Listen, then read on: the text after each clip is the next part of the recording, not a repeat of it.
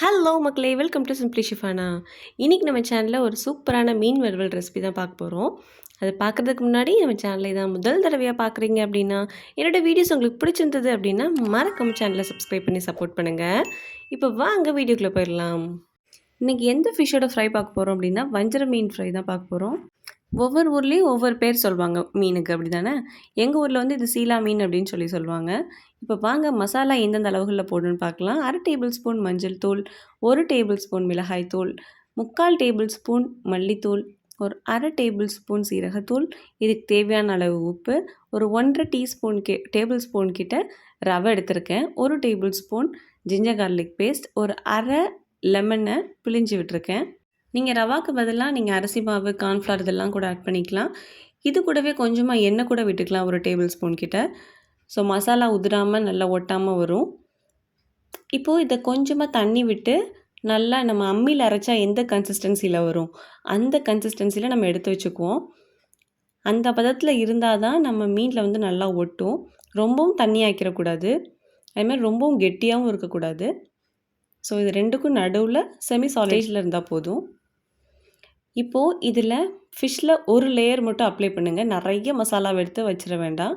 ஏன்னா நிறைய மசாலா போட்டோம் அப்படின்னா அந்த மசாலா டேஸ்ட் தான் வருமே தவிர மீனோட டேஸ்ட் நம்மளுக்கு தெரியாது. தின் லேயராக மேலேயும் கீழே நல்லா ஈவனாக ஸ்ப்ரெட் பண்ணி விட்டுக்கோங்க. இதோட மேரினேஷன் டைம் பார்த்தீங்கன்னா ஒரு 15 நிமிஷம் ஊறினா போதும். மினிமம், மேக்ஸிமம் உங்களோட விருப்பம் தான். நீங்கள் 15 நிமிஷத்துக்கு மேலே வைக்கிறீங்க அப்படின்னா ஃப்ரிட்ஜில் வச்சுருங்க. அப்புறம் எடுத்து பொரிக்கிறதுக்கு முன்னாடி ஒரு 5 நிமிஷத்துக்கு முன்னாடி ஃப்ரிட்ஜ்லேருந்து எடுத்தால் போதும். ஊறினா அதோட டேஸ்ட் நல்லா அந்த மீனில் இறங்கியிருக்கும். நம்ம வெளியில் ஃபிஷ் ஃப்ரை மசாலா அப்படின்னு சொல்லி கடையில் ரெடிமேடாக வாங்காமல் வீட்டில் இருக்கிற மஞ்சள் தூள், மிளகாய் தூள், மல்லித்தூள் இதெல்லாம் யூஸ் பண்ணி நம்ம ஃபிஷ் ஃப்ரை பண்ணோன்னா அதோட டேஸ்ட் வேறு லெவலில் இருக்கும்.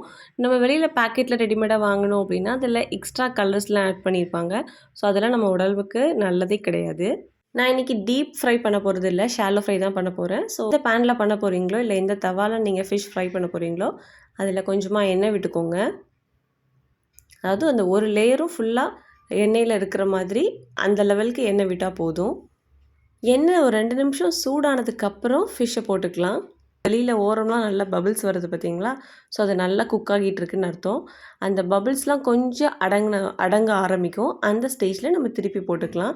இப்போ நான் கொஞ்சத்துக்கு முன்னாடியே நான் திருப்பி போட்டுட்டேன், அதனால லைட்டாக அங்கே ஒட்டியிருக்கு, இல்லைனா ஒட்டாமல் வரும். ஃபிஷ்ஷு திருப்பி போட்டதுக்கப்புறம் இன்னொரு சைடும் அதே மாதிரி குக் பண்ணுங்கள்.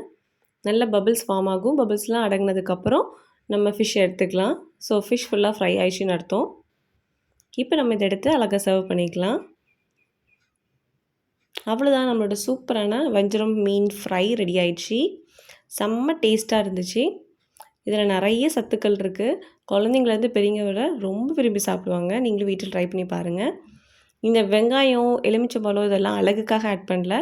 இதையும் சேர்த்து சாப்பிட்றப்ப சூப்பராக இருக்கும். அந்த எலுமிச்சம்பழத்தில் கொஞ்சமாக மேலே பிழிஞ்சு விட்டுட்டு அந்த வெங்காயத்தோடு எடுத்து மீன் சாப்பிடுங்க, சூப்பராக இருக்கும். வேறு ஒரு சூப்பரான ரெசிபியோட உங்களை சந்திக்கிறேன். Until then, bye, take care.